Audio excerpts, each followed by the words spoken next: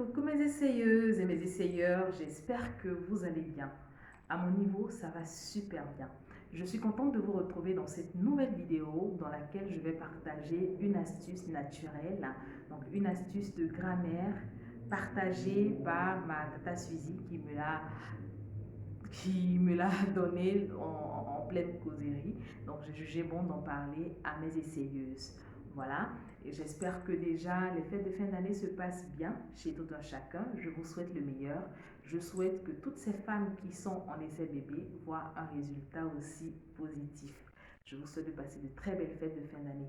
Alors, si tu te retrouves sur cette vidéo, je t'invite à la regarder jusqu'à la fin puisque nous sommes tous concernés.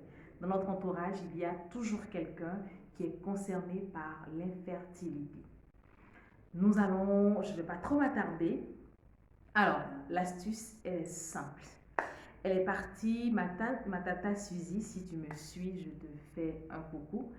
Alors, elle est partie d'une généralité.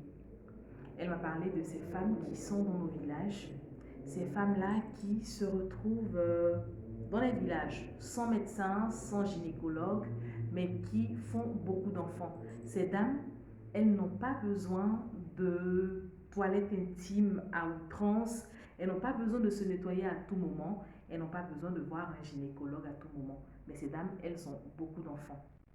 Comme vous le savez, mesdames, la flore vaginale il doit être entretenue, c'est vrai, mais il est important de laisser le corps de la femme se reposer.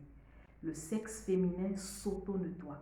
Donc si on part de cette analyse-là, que le sexe féminin s'auto-nettoie, il n'y a pas de raison qu'on fasse à tout moment des toilettes.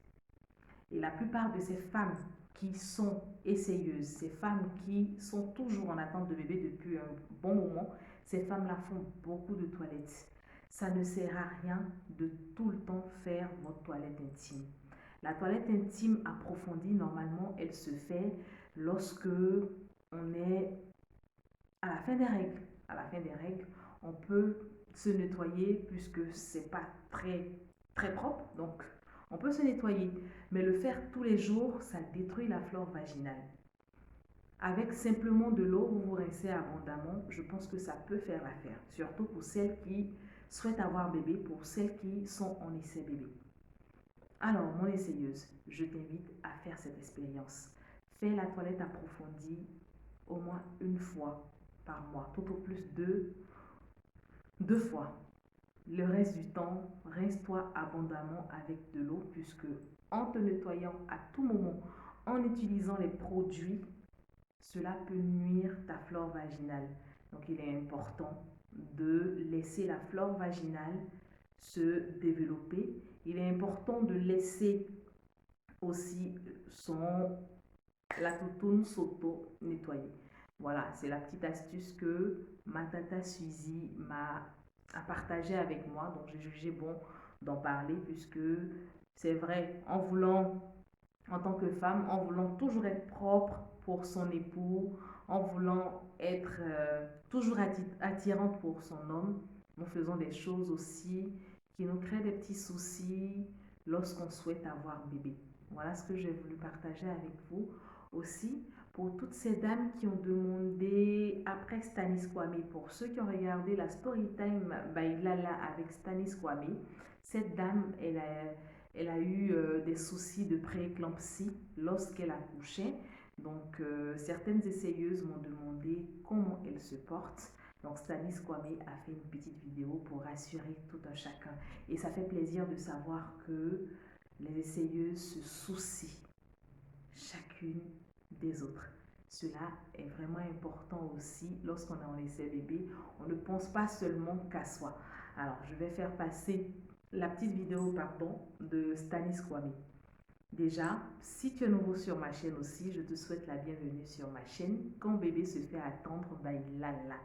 Je t'invite à t'abonner à ma chaîne YouTube en cliquant sur l'onglet s'abonner, à liker et surtout, n'oublie pas de cliquer sur la cloche de notification juste à côté pour ne rater aucune de mes vidéos et faire partie de ma communauté.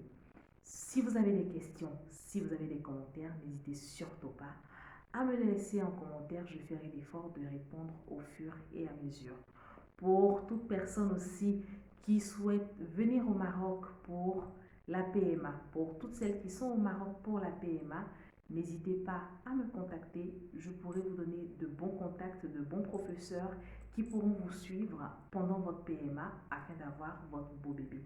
Sur ce, je vous souhaite de passer d'excellentes fêtes de fin d'année et on se dit à la prochaine vidéo. Donc, tout à l'heure, la petite vidéo de Stanis qui rassure tout un chacun. Bye bye. Tout s'est bien passé. Je n'ai pas eu de complications. J'ai suivi tous les conseils qu'on m'avait donnés à l'hôpital. Donc, tout s'est bien passé. Je fais l'effort, je pris soin de mon bébé malgré la césarienne. En tout cas, tout s'est bien passé. Tout s'est bien passé, donc n'ayez pas peur, n'ayez crainte. Il suffit juste de suivre ces traitements. Voilà.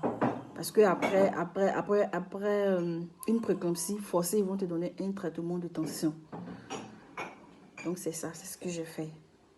Je prenais mes médicaments à la lettre, je prenais les doses qui m'ont recommandé. Je n'abusais pas. En tout cas, je faisais tout.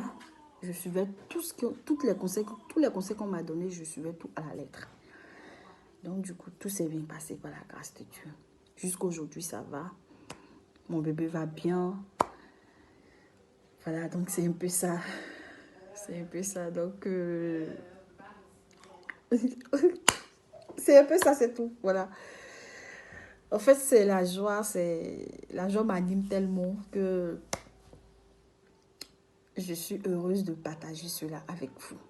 Voilà, je suis vraiment heureuse de partager cela avec vous. Alors, ne vous inquiétez pas. Dieu est avec nous. Donc, prenez bien soin de vous. C'est un peu ça. Au revoir.